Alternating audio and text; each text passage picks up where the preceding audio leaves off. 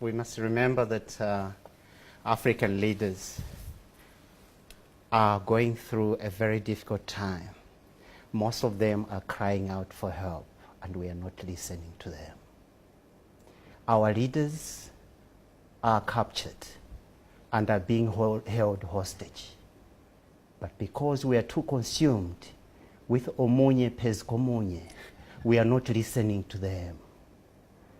Our leaders sign secret deals for protection with those who rule and control the world. But because we are too consumed with omunye pezkomunye and global citizen, fill up FNB, we are not listening to them. Joseph Kabila came to power on the back of the assassination of his father.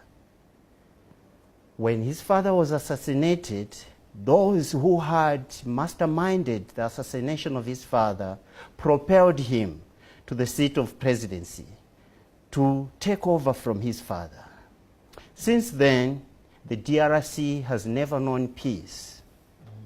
Why has peace eluded the DRC? It's because those who are interested in controlling and looting the resources of the country do not want peace to prevail in the DRC. They have got a lot to lose if DRC achieves peace than if DRC is destabilized as it is today. Yeah. The United Nations has got nothing to benefit from peace. That's why all the armed groups that are terrorizing the DRC, that are controlling the areas where these minerals resources are found, are supplied, are funded by the same organizations we have lived to trust and believe in for so many decades. The United Nations has got a MONUSCO. This is the peacekeeping mission in the DRC. There are 3 SADC countries that have sent their sons and daughters to the DRC for 5 decades to maintain the peace, to keep the peace in the DRC. These 3 nations are South Africa, Malawi, and Tanzania.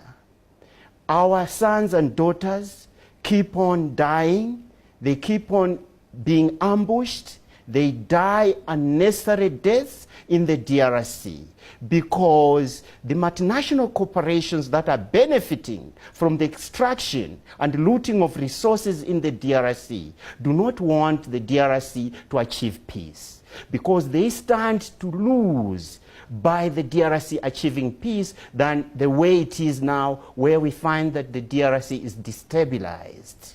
So as black people, we must wake up from this slumber of,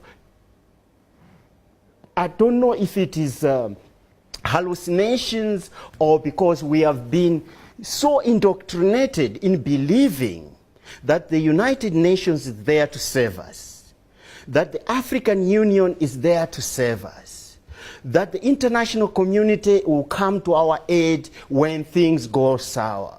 These organizations exist to perpetuate and protect the interests of the same power oligarchs that have been controlling and owning the resources of the world. And having said that, Edward, are you of the view that a new dawn is now beckoning in the DRC? I don't know what you mean by the new dawn, because Joseph Kabila has got 2 choices. He always had 2 choices to make: toe the line or die. Every leader in Africa has got 2 choices to make: toe the line or die. If you choose the people, you die. That's why he's not a fool. Do you think Joseph Kabila is a fool? He's not a fool. He knows that the moment he chooses the people, they are going to hunt him down like a mouse. He's going to be killed. So the people who control the resources of the world do not want you, Simpiwe, as a leader, to choose the people. Because the moment you choose the people, they stand to lose. We have the post-imperial military complex in America, which manufactures all the weapons, the sophisticated weapons, all these armed groups are using. How do you think the armed groups in the DRC are receiving, are being supplied? They don't manufacture weapons. No armed group has a factory of manufacturing weapons. How do you think they get their weapons from? It's like asking the ISIS, where does the ISIS get their weapons that enable them to take over entire regions in Syria? We know who is supplying ISIS. It's the United States of America. And it has been like that for so many centuries. The armed groups that are terrorizing the DRC are being supplied by America through the United Nations. How do arms get into DRC? They can only get through the borders, through the cover of diplomatic cover. Say, for argument's sake, that his chosen or anointed successor, Mr. Shadari, loses the election. Do you think it just let it go like that? What's likely to happen? What's he likely to do? Joseph Kabila is playing a game of chess. He is being backed up by the people who have control over the mineral resources in the DRC. He has signed an immunity, an amnesty with those people. That's why he doesn't care. Whether you threaten him or not, he knows he has got backers. So he's negotiating his exit package. The choice of Shadari is an exit deal for Joseph Kabila. Shadari will continue the same regime that Joseph Kabila has been involved in. These people have got their own armed groups. The ruling party in the DRC has its own armed group outside the national army. The armed group gets supplied by the national army. The other armed groups get supplied by Rwanda and Uganda. So you can see that we are talking about a state. So are you insinuating that they will be making use of those armed groups that I've just mentioned, should they lose the election?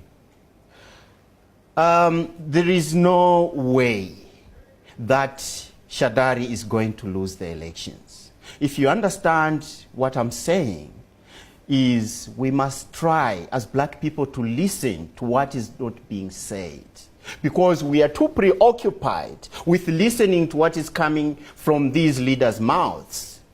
Listen to their body language. What is the body language of Joseph Kabila now? What is he not saying through his mouth that his body is trying to communicate to you? What makes you think that he'll claim victory in this election? I mean, so many polls have indicated that the leading contender, the opposition leader, will have a clear lead. There have been 4 polls from 2016. The first poll was in October 2016, which put Moise Katumbi at 33%. Etienne Tshisekedi at 18%, and Kabila at 7.8%. Kabila came last. The second poll by the CRIG and Betsy was in May 2017, which put Moise Katumbi again at 38%. It put Felix Tshisekedi, the son of Etienne Tshisekedi, after his father had passed on. He came at number 3. Kabila came at number 2 at 10%. There were 3 other candidates that came at number 4 with 5 each. These are John Pierre Bemba, Vitar Kamehe, and the other guy who is Felix. So they came at number 4. But if you look at all these opinion polls, they were putting Kabila last, which shows that he didn't have that support from the grassroots. He was losing the support from the first poll in 2016. If you look at the polls, if we read something from the polls, it suggests that Kabila doesn't have that grassroots support in the DRC. But forget about the polls. It's never about the opinion polls. When it comes to crucial elections that decide who is going to be the next bunch of thieves to take over from the other bunch of thieves, it has to do with the balance of forces on the ground. And the balance of forces on the ground has got nothing to do with the electorate. The balance of forces on the ground has got everything to do with the power brokers. And who are the power brokers? It's the multinational corporations. The multinational corporations that have propped up Kabila there. The guys who rule the world, who are sitting in Washington, D.C., in Paris, in Champs-Élysées, and in England, they're the ones who benefit from the resource extraction in the DRC. And they'll make sure that if Shadari continues to toe the line that Joseph Kabila taught, he's going to be protected, he's going to be propped up until the day he decides to choose the people. That will be the day that Shadari will be punished with sanctions. Any analyst that walks in this studio and does not take the African people back to where it all started is wasting our time. An analyst should be able to show the people of Africa the demon trapped in the piano. African people already know what is happening in the DRC. They already know how many candidates contested the election. I mean, Edward, you keep on saying that Kabila is forced to not to choose the people. If he chooses the people, he will be killed. Who? By who? Does he have any handlers? And if so, who are these handlers? Simpiwe, tonight I speak to Africa. I've always come here as an analyst, but tonight I'll be forced to don all three hats: as a leader of the African Renaissance Project, as an Africa analyst, as an academic. But as leader of the African Renaissance Project, I'm telling Africa tonight that the people who have captured our leaders and are holding them hostage are the very people who, through the organized despoliation of the Atlantic slave trade, trafficked our men and women from Africa across the Atlantic to the Caribbean and the South America. They are the same people through later on, after realizing that slave trade was not benefiting them, they sent armies to fight the planters in South America and pitted black slaves against the slaves who had defected to the English army. Black people killed each other. Well, the gist of my question, Edward, is that, I mean, since you keep on saying that should Mr. Shadari win, he will not make the mistake of choosing the people. Mr. Kabila, as you said, that he did not choose the people, or else if he did choose the people, he'll be killed. Who are these people?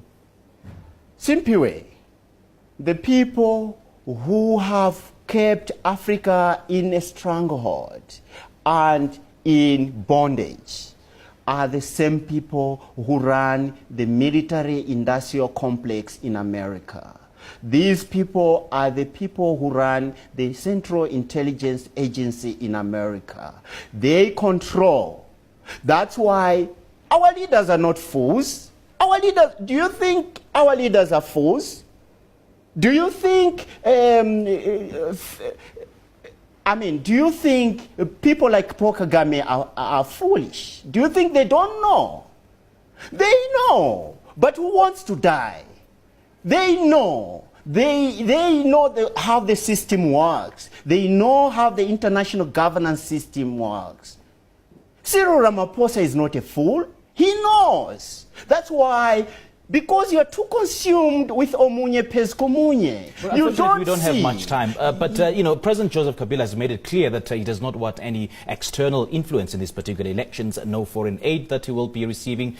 And But to an extent that some of the election observers have been stuck in hotels and not being able to go about doing their jobs in observing the elections. So to what extent do you think SADC and AU influence will go insofar as making sure that there is a peaceful transfer of power? If you ask me, I'll tell you that he's choosing the right cause. If only he had the best intentions for the people of the DRC and Africa. By cutting the umbilical cord with the European Union, he is on the right course. That's what we have always advocated, that African solutions to African problems should be the way forward.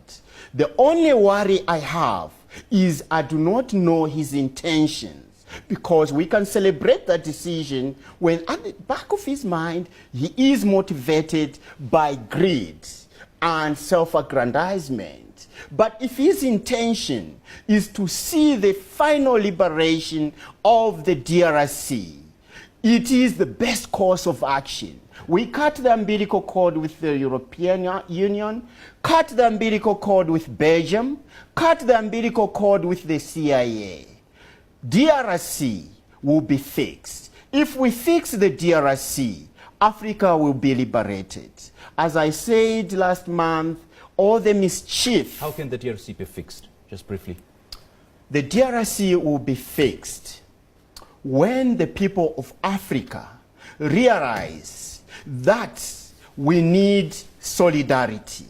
We cannot fight the enemy as balkanized as we are. Okay. Individually, the separate African states cannot face the CIA, cannot face the military-industrial complex in America. We need to come together as Africa and launch an all-out war against the enemy.